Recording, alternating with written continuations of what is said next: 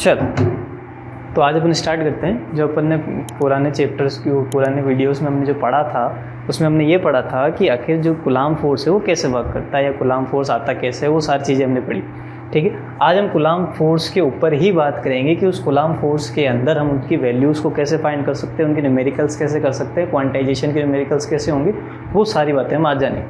जैसे हमने जो कूलाम्ब फोर्स पढ़ा था वो था F = K Q1 Q2 / R²। ठीक, ये हमने कूलाम्ब फोर्स का एक फॉर्मूला हमने जाना था। ठीक, अब इसके अंदर हमने ये ध्यान रखना है कि K क्या होता है। जैसे इसके केस में K की वैल्यू होती है हमारे पास 1/4 πε0, और ये एप्सिलॉन होता है परमिटिविटी ऑफ वैक्यूम।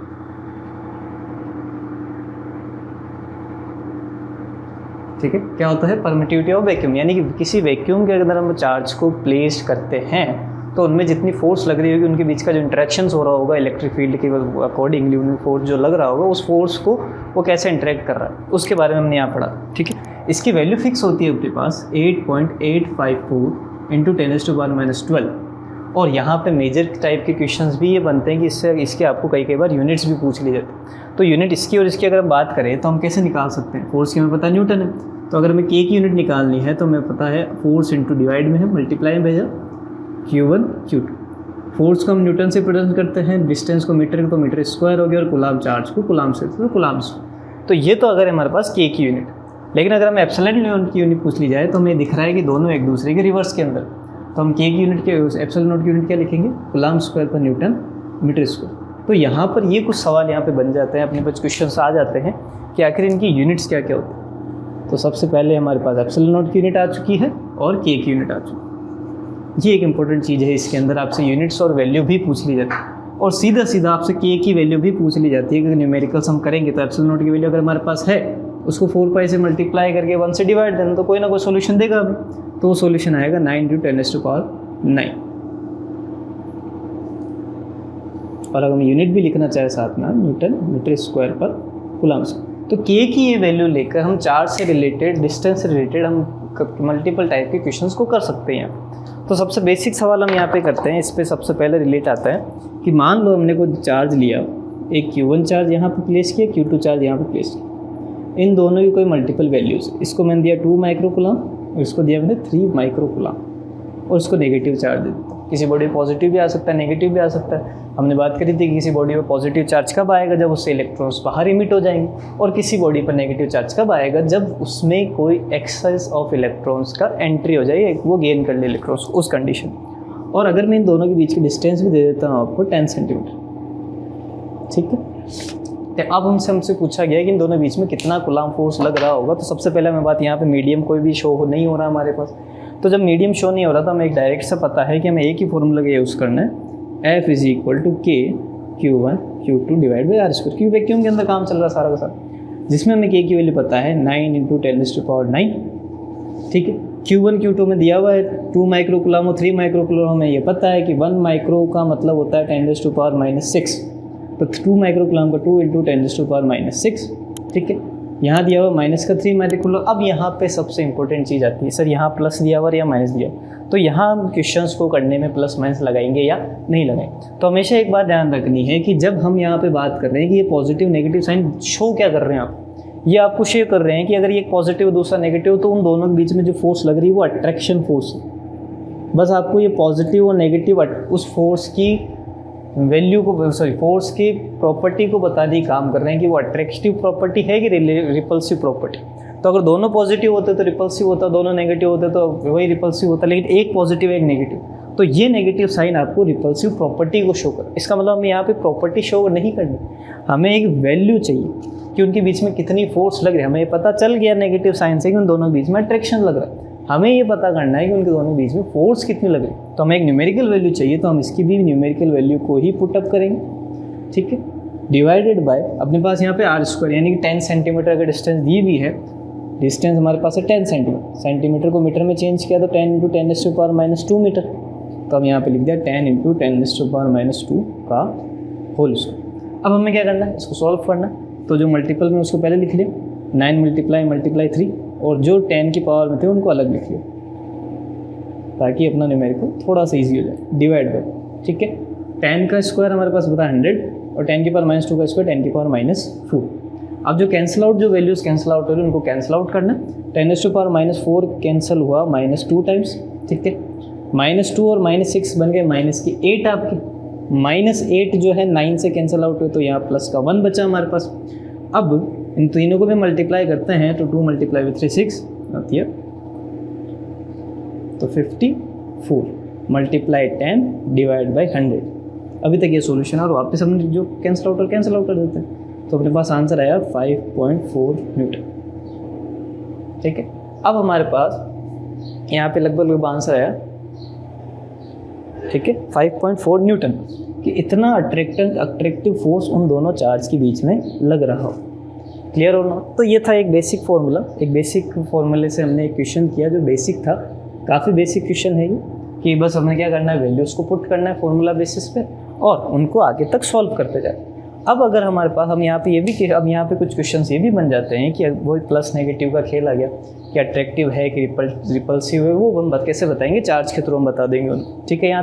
यहाँ तक बेटा सबको क्लियर हो गया। चलो आगे आते हैं कि सर अगर हम यहाँ पर ये कहे कि उन चार्जेस को मैं किसी मीडियम में रख देता हूँ, इफ़, तो अगला जो टॉपिक है अपना, if charges put in a medium, तो मीडियम में रखने पर क्या होगा, हमने बात करी थी मीडियम में रखने पर चार्ज के साथ क्या हो जाता है कि भाई अगर वैक्यूम है तो उन पर मैक्सिमम फोर्स अप्लाई हो रही होगी, लेकिन जैसे ही वो मीडियम में आ जाते हैं उनके बीच में जो लग रही फोर्सेस है वो उस मीडियम के रिफ्लेक्टिव इंडेक्स से कंपेरेटिवली कम हो जाते, सॉरी उस मीडियम के क्या बोलते हैं, रिलेटिव परमिटिविटी के रेस्पेक्ट में कम हो जाते, ठीक है। अब कैसे, हमने एक चीज़ देखी थी कि अगर हम यहाँ पे बात करें फोर्स इन वैक्यूम तो 1/4πε0, लेकिन हम मीडियम की बात करता हूँ तो हमारे पास वहाँ पे वैल्यू चेंज हो जाती है, 4πε आ जाता हूँ, Q1 Q2/R।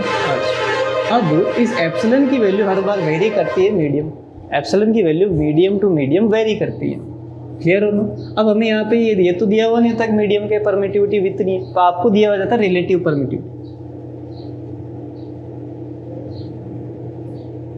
क्या दिया हुआ होता है आपको? रिलेटिव परमिटिविटी, जो आपको ये बता रही होती है कि उस मीडियम की परमिटिविटी वैक्यूम की परमिटिविटी से कितने कंपेरेटिवली कितने गुना ज़्यादा है, या कितने गुना कम तो नहीं हो सकती, ज़्यादा कितनी। एग्जैक्ट कैसे हम कहें कि मैंने कहा कि किसी की रिलेटिव परमिटिविटी εr = 2 है एग्जाम्पल के तौर पर, तो 2 का मतलब ये हुआ कि वो वैक्यूम से उतने गुना फोर्स को कम कर देगा जितना वो उसके परमिटिविटी के बीच में रेशियो बता रहा होता है। तो εr हमारी जो वैल्यू होती है वो होती है ε/ε0, यानी कि permittivity of medium divided by permittivity of vacuum. तो आपको एप्सिलॉन की वैल्यू ना देकर आपको दी हुई होती है किसकी, εr की वैल्यू। अब अगले जो क्वेश्चंस में हम इसी क्वेश्चन की बात करते हैं कि चार्ज वही है, ठीक है, चार्ज वही है, Q1 की वैल्यू 2 माइक्रोकूलम है, Q2 की वैल्यू -3 माइक्रोकूलम है। हमें पता चल गया कि भाई दोनों में अट्रैक्शन वाला फोर्स काम कर रहा है, दोनों के बीच की डिस्टेंस भी 10 सेंटीमीटर ही है। अब उनकी फोर्स की वैल्यू क्या हो जाएगी जब उनको एक मीडियम में रख दिया जाता है जिस मीडियम का रिलेटिव परमिटिविटी आपके पास कितनी हो, 2 एग्जाम्पल के बाद, तो उनके बीच में लग रही फोर्स की वैल्यू पे क्या फ़र्क पड़ेगा। तो हमें अगर फोर्स अगर हमने ये निकाल रखी है तो हम डायरेक्ट रख देंगे कि सर मीडियम में जाने के बाद फोर्स की वैल्यू वैक्यूम के कंपेरेटिवली उसके रिलेटिव परमिटिविटी के रेस्पेक्ट में कम हो जाती है। तो जितने ज़्यादा रिलेटिव परमिटिविटी होगी उतने गुना अपनी फोर्स की वैल्यू क्या हो जाएगी, कम हो जाएगी। तो F0 हमने निकाला अभी 5.4 न्यूटन डिवाइड बाई 2। जैसे मैंने डिवाइड दिया तो उस मीडियम के अंदर उसकी फोर्स की वैल्यू आ जाएगी 2.7 न्यूटन, यानी कि फोर्स 2 गुना से कम हो गई इस केस के अंदर। तो अगर हमें ये ध्यान रखना है मीडियम के केस आ जाते हैं तो उन केसेस के लिए हमें इन बातों का पूरा ध्यान रखना है, स्पेशल कि वो मीडियम के लिए बताया गया है आपको या वो एक वैक्यूम के लिए कहा गया। तो ये हमने मीडियम के लिए बात कर ली और ये वैक्यूम के लिए बात कर ली। और हमेशा ध्यान रखना आपको एप्सिलॉन की वैल्यू क्वेश्चन में नहीं दिया जाता, आपको εr दिया जाता, क्योंकि एप्सिलॉन की वैल्यू भी 10⁻⁻12 की फॉर्म में ही आएगी। और वो क्यों नहीं दी जाती, इसका सबसे बड़ा मेन कारण ये है आपका कि इस वैल्यू को 4π से मल्टीप्लाई करना पड़ेगा।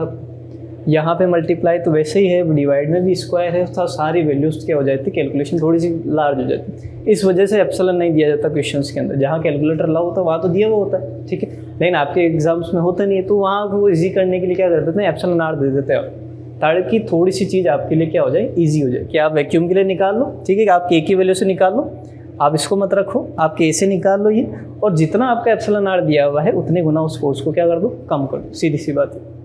क्लियर हुआ बेटा? अब आगे चलते हैं, आगे के टॉपिक पे बात करते हैं, ठीक है। आगे का जो टॉपिक है हम यहाँ पे ये जानेंगे कि इनके बीच में हमने जो फोर्स की वैल्यू लिखी थी F इज इक्वल टू के Q1 Q2 divide by r square, ये जो हमने लिखा है, ठीक है, ये सिर्फ और सिर्फ एक न्यूमेरिकल फॉर्म है अभी, यानी कि ये आपको सिर्फ और सिर्फ वैल्यू बता रहा है। फोर्स की क्या बता रहा है, वैल्यू बता रहा है। अगर किसी पर्टिकुलर पॉइंट पर मल्टीपल चार्जेस रखे हुए हैं तो उस पर्टिकुलर पॉइंट के ऊपर, पर्टिकुलर पॉइंट पर एक चार्ज रखा हो, उसके आसपास अगर मल्टीपल चार्जेस हैं तो उस पर्टिकुलर पॉइंट पर जो फोर्सेस की डायरेक्शन है वो हर चार्ज से अलग अलग हो रही हो, ठीक। अब इसी केस में अगर हर चार्ज से डायरेक्शन अलग अलग मिल रही है तो उसका जो नेट रिजल्टेंट है उसकी भी कहीं ना कहीं डायरेक्शन हुई। तो ये जो फॉर्मूला है आपको, ये फॉर्मूला आपको उसकी डायरेक्शन नहीं बताता, ये सिर्फ और सिर्फ क्या बता रहा है, आपको वैल्यू बता। तो डायरेक्शन बताने के लिए, जैसे हमने यहाँ नेगेटिव साइन शो कर दिया था कि डायरेक्शन बता देती कि दोनों एक दूसरे का अपोजिट लग रहे हैं, ठीक है, एक दूसरे को अट्रैक्ट करे, तो डायरेक्शन एक तरह से वो भी खेलोगे। हम यहाँ पे समझना चाह रहे हैं कि इसको अगर मैं वेक्टर फॉर्म में लिखना चाहूँ, कि वेक्टर फॉर्म ऐसी फॉर्म होती है, ठीक है, जो फर्स्ट ऑर्डर फॉर्म होती है ये जिसके अंदर वैल्यू भी होती है और डायरेक्शन भी होती है।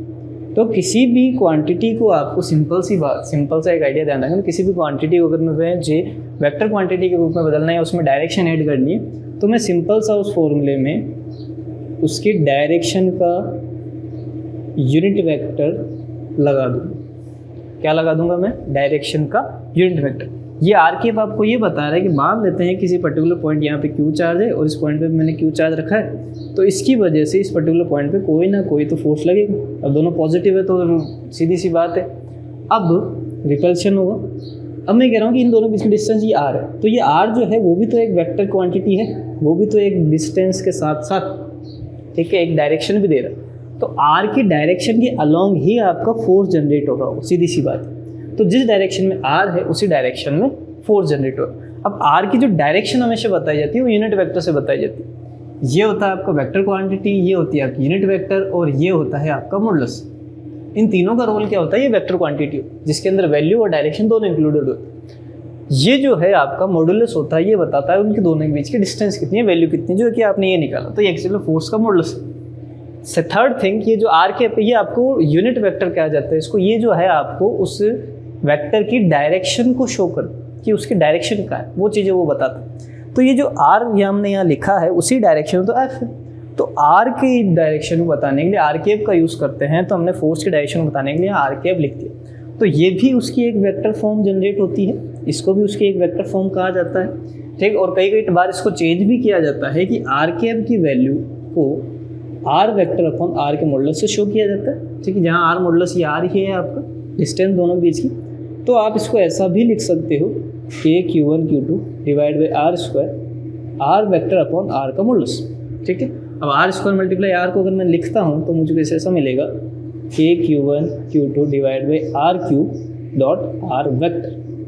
तो इनका स्पेशल ध्यान रखना है कि दोनों ही फॉर्मूले यहाँ पे सही होते हैं, ठीक है। बस डिफरेंस क्या है, एक जो है यूनिट वेक्टर की फॉर्म में आ रहा है और एक वेक्टर की फॉर्म में आ रहा है, बस उसको इंटरचेंज कर दिया गया इस फॉर्मूले की हेल्प से, और कोई डिफरेंस नहीं, इन फॉर्मूले की हेल्प से उसको इंटरचेंज कर दिया। तो ये बात थी हमारे पास, ये कुछ फोर्सेस के बारे में ये बात होगी, हमें वेक्टर फॉर्म के बारे में बात होगी और डायरेक्शन के बारे में बात होगी। अब हम जो अगले सेगमेंट में आते हैं वो है अपना कि सर डायरेक्शन से रिलेटेड फोर्स के क्वेश्चंस कैसे करेंगे, ठीक है, कि इन डायरेक्शंस के रिलेटेड हम क्वेश्चन को कैसे करेंगे, वो बातें भी हमें जानना जरूरी है। अब हमें ये पता है कि अगर किसी पर्टिकुलर पॉइंट पर मल्टीपल फोर्सेस लग रहे हैं और सेम डायरेक्शन में है तो सीधी सी बात है वो ऐड हो जाता है, ठीक है। सेम डायरेक्शन में तो ऐड हो जाते हैं, अपोजिट डायरेक्शन में तो लेस हो जाते हैं। हमने वेक्टर के बारे में 11th क्लास में जाना है, लेकिन अगर अलग अलग डायरेक्शन से तब उस केस में क्या करेंगे, तो उस केस में हम पैरेललोग्राम लॉ का हम यूज़ करते हैं। आपने सबने पढ़ा होगा पैरेललोग्राम लॉ, उसमें क्या कहा बताया जाता है, एक डायरेक्शन इस तरफ है और दूसरी डायरेक्शन इस तरफ है, जो वेक्टर है उनके दोनों के बीच क्या अगर एंगल थीटा है तो उसका जो रिजल्टेंट रहेगा वो उन दोनों के बीच में कहीं ना कहीं लाइक,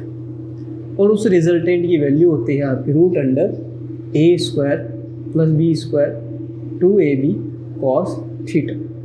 बस ये सिंपल सा फॉर्मूला हमें हर क्वेश्चंस के लिए अप्लाई करना है। अगर हमारे पास दो फोर्सेस की वैल्यू है तो उन दोनों का रिजल्टेंट हम ऐसे आराम से निकाल सकते हैं, कोई दिक्कत नहीं है। हमें बस उसका एंगल पता होना चाहिए, दोनों का मैग्नीट्यूड पता होना चाहिए फोर्स, हम उससे आराम से उसको कैलकुलेट कर सकते हैं। जैसे हम मान लेते हैं ये क्वेश्चन अगर हमारे पास दोनों बीच में थीटा 90 डिग्री हो जाए तो हमें पता है कोस 90 वैल्यू 0 होती, ठीक है। तो ऐसा भी कई केस आ जाते हैं, तो मैं आर की वैल्यू डायरेक्ट यही लिख देंगे कि ए स्क्वायर प्लस बी स्क्वायर, क्योंकि कोस 90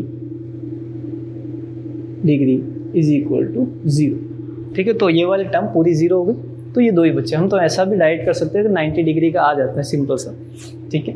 अब एक क्वेश्चन को लेके ट्राई करते हैं, इस चीज़ के लिए एक क्वेश्चन ट्राई करते हैं कि सर मल्टीपल फोर्सेस आ जाए। जैसे मान लेते हैं कि मल्टीपल फोर्सेस कैसे आ सकते हैं। जैसे हम ये कहें एक मैंने स्क्वायर लिया, उस स्क्वायर का, ठीक, यहाँ पे मैंने एक चार्ज रखा Q1, Q2, Q3 और Q4, मल्टीपल चार्जेस मैंने रखे, उनकी वैल्यू भी तो कहीं ना कहीं होगी, तो उनकी वैल्यू भी हम नोट कर लेते हैं। जैसे Q1 की वैल्यू हम दे देते हैं 2 माइक्रोकूलम, इसको -2 माइक्रोकूलम दे देते हैं, इसको -2 माइक्रोकूलम दे देते हैं, इसको 2 माइक्रोकूलम, ठीक है। दो पॉजिटिव दो नेगेटिव हम चार्जेस ले लिए, और आपसे पूछा ये गया, क्वेश्चन में ये पूछा गया कि ये जो पॉइंट O है, मिड पॉइंट है इसका, इस मिड पॉइंट पे अगर मैं कोई चार्ज रखना चाहता हूँ जिसकी वैल्यू है, उस जिसकी वैल्यू हमने, जैसे हमने कोई चार्ज रखा है यहाँ पर, उसकी वैल्यू हम दे दी थी 1 माइक्रोकूलम।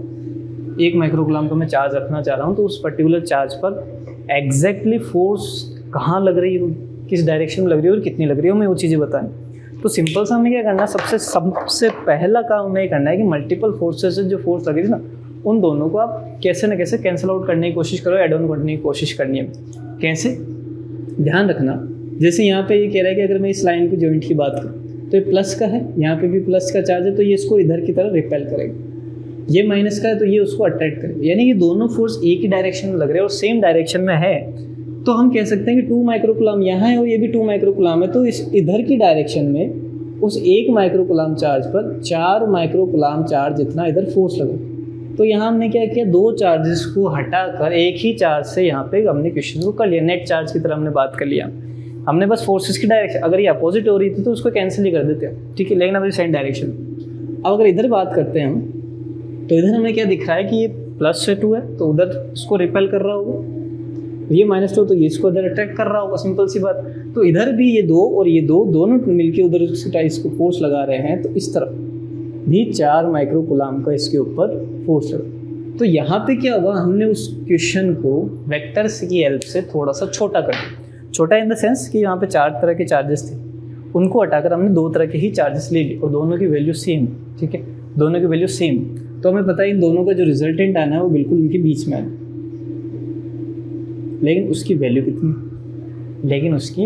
कितनी, तो हमें ये तो पता चल गया कि रिजल्टेंट इस तरफ लगेगा, क्योंकि दोनों की वैल्यू सेम। जिसकी वैल्यू ज़्यादा होगी, ठीक है, वो उसकी तरफ थोड़ा सा बेंड कर जाएगा। मान लो यहाँ पे 4 की बजाय 5 आ रहा होता है, तो थोड़ा सा इधर बेंड कर जाता है, क्योंकि जितना ज़्यादा वैल्यू लग रहा है उतना बेंड हो जाएगा, ठीक है। अभी सेम है तो जस्ट बीच में उसकी वैल्यू आएगी। अब हमें क्या करना है, इन दोनों के अकॉर्डिंग जो फोर्स लग रहा है उसको कैलकुलेट करना। तो अगर मैं इसको ए नेम दे देता हूँ, बी, सी और डी, तो ए पॉइंट पर 4 माइक्रोकूलम का चार्ज उस पर नेट लग रहा है, तो उसकी वजह से फोर्स हमने निकालनी है, तो उसके लिए डिस्टेंस भी पता होनी चाहिए, ये डिस्टेंस कितनी है। तो वो डिस्टेंस हम पहले निकालेंगे। मान लेते हैं कि वो जो कर्व हमने जो स्क्वायर बॉक्स दिया हुआ है उसकी जो टोटल डिस्टेंस है आपको 10 सेंटीमीटर की, तो ये भी 10 सेंटीमीटर। तो हम सबसे पहले उसका हाइपोटेनस निकालेंगे कि उसका हाइपोटेनस कितना है। तो हाइपोटेनस हमें पता है, hypotenuse square is equal to perpendicular square plus base square, perpendicular 10 का स्क्वायर प्लस 10 का स्क्वायर का रूट लगाने के तो हाइपोटेनस आ जाएगा अपने पास 10 का स्क्वायर यानी 100 यानी 200, और 200 का रूट हम देखा 10√2, ठीक है, ये हाइपोटेनस है। लेकिन चार्ज तो इसके जस्ट बीच में रखा हुआ है यहाँ, तो ये जो डिस्टेंस है ये आपकी r बन जाएगी इसमें, यानी कि वो उस हाइपोटेनस की भी आधी है। तो अपने पास यहाँ जो r रखी जाएगी वो हाइपोटेनस से भी आधी है, तो यानी कि 5√2 सेंटीमीटर में है, तो हम कह सकते हैं 10⁻² मीटर कि हमें ये डिस्टेंस उस फॉर्मूले के अंदर रखनी पड़ेगी अगर हमें उस क्वेश्चन को करना है। 5√2 क्लियर हो। चलो आगे चलते हैं कि अब इसकी वैल्यू कितनी आएगी। तो फोर्स हम निकाल लेते हैं कि दोनों की वजह से सेम फोर्स अप्लाई हो रहेगी। तो अगर इसको FA नाम देता हूँ, इसको FB नाम देता हूँ, तो FA बराबर है मेरे पास FB की, तो हमें उस वैल्यू को फाइंड करें। तो वैल्यू कैसे आएगी देखते हैं, जो कि हमारे पास k Q1 Q2 upon R square. के की वैल्यू हमारे पास 10⁻⁻, प्लस नहीं, Q1 हमारे पास कितना आ जाएगा, ये वाला पहला वाला चार्ज 1 माइक्रो कूलम, ठीक है, और Q2 कितना है हमारे पास 4 micro coulomb, 4 × 10⁻⁻⁶ divide by R square. R कितना अभी हमने निकाला 5√2 10⁻⁻² मीटर, तो 5√2 का स्क्वायर, ठीक है, ये पूरा स्क्वायर ऐसे। अब हमें इसको सॉल्व करना है, तो सॉल्व करते हैं। FA बराबर FB बराबर 9 × 1 × 4 को अलग लिख लिया, 10⁻⁹ × 10⁻⁶ × 10⁻⁶ को हमने अलग लिखा, डिवाइड बाई 5√2 का स्क्वायर यानी 25 × 2 × 10⁻⁴। अब जो कैंसिल आउट है उनको कैंसिल आउट करने की कोशिश करते हैं। -4 गया -2 टाइम्स, -2 -6 -8, ये बच गया -1।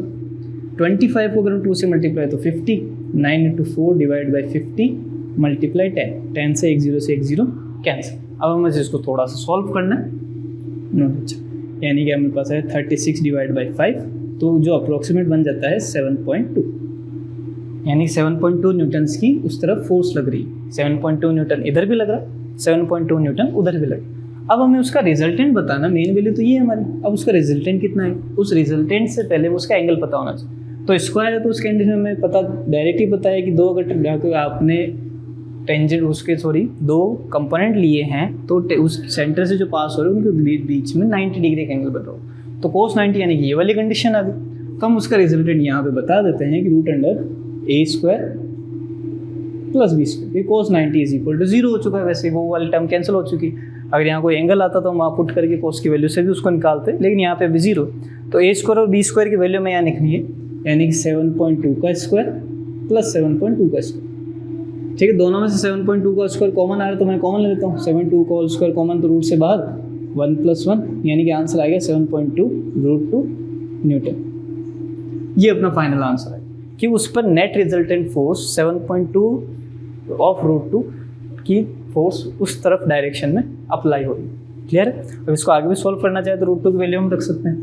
भाई √2 में ये ध्यान रखना 1.414 होता है, उस वैल्यू को हम रख के कैलकुलेट कर भी सकते हैं और आगे भी इसको एक्सटेंड कर सकते हैं। लेकिन यहाँ तक भी अगर हम लिखते हैं तो हमारा आंसर सही है, क्योंकि कई बार MCQs के अंदर आपकी कैलकुलेशन भी बचानी पड़ती है, तो इस हिसाब से ऑप्शन में भी √2 के फॉर्म में ही आ जाता है। लेकिन अगर मल्टीपल है तो अगर वो सीधी सी बात है MCQ में नहीं है तो हम आगे अगर हमारे पास टाइम भी है तो हम इसको कर सकते हैं आराम से, ठीक है। तो ये आज का लेक्चर था हमारा।